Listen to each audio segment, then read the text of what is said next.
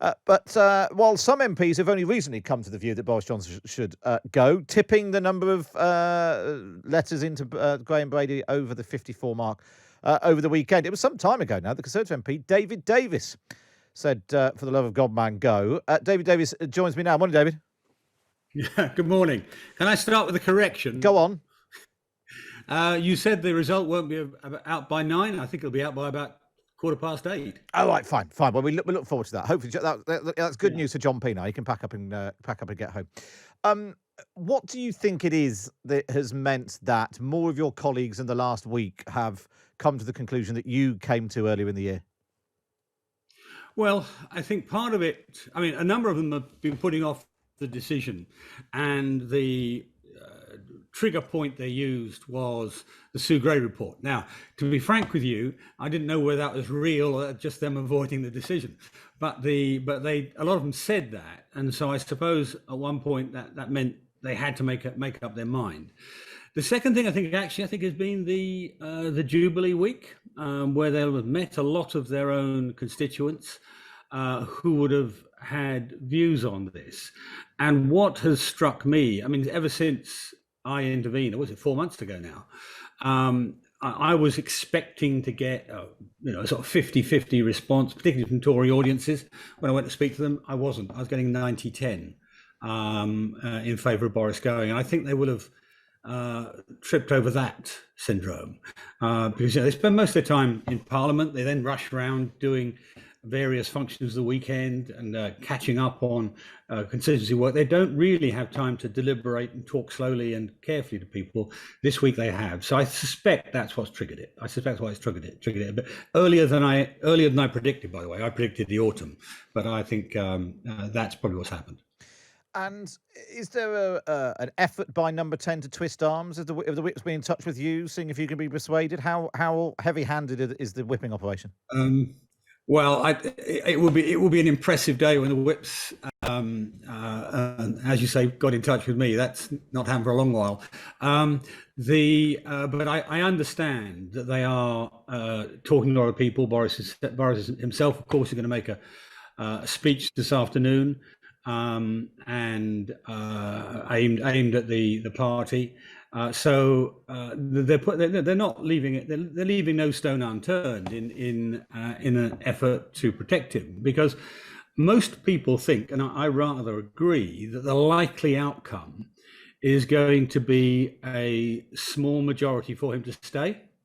In a way, the worst outcome, but that's what I think is likely, and therefore it's on the margin. Therefore, every vote counts. No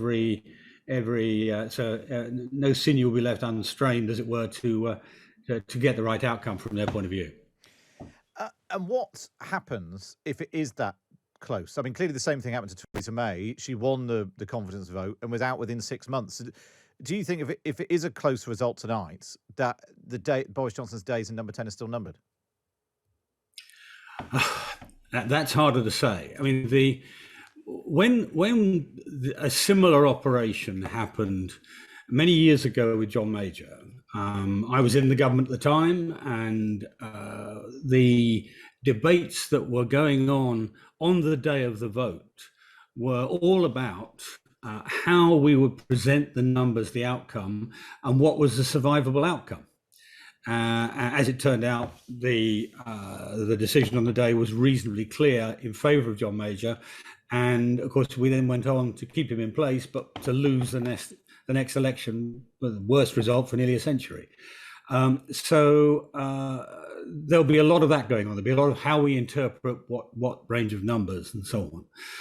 And we'll see lots and lots of briefing afterwards to the effect that this is a majority. Frankly, I think if Boris wins by 1, he'll carry on. That's the nature of the man. But there'll be a lot of interpretation of that.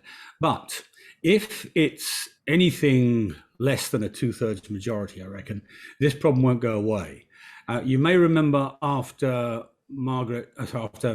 Theresa May won her first vote, actually moderately comfortably, though she accepted that her time was limited, days were numbered, and that she would deliver various things before she then stood down. I don't think it'll happen with Boris. He'll hang on.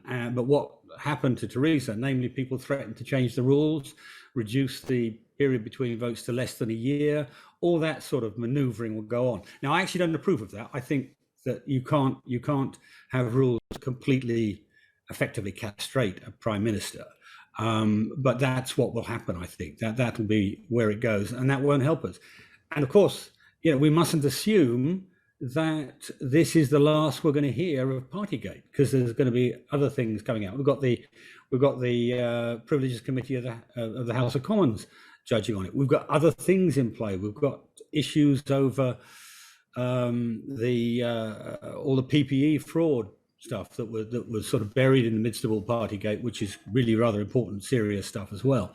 You've got other scandals coming. So what a narrow win means is bluntly a fairly miserable year for the Conservative Party, I'm afraid, and the government. And will Boris Johnson lead the Conservatives into the next election? That's a really difficult call. To work that out properly, you have to calculate what he will calculate. And one of the reasons I expected this to happen in the autumn was because people were presuming that if there was any threat in the new year, in 2023, that Boris would go for an election straight away.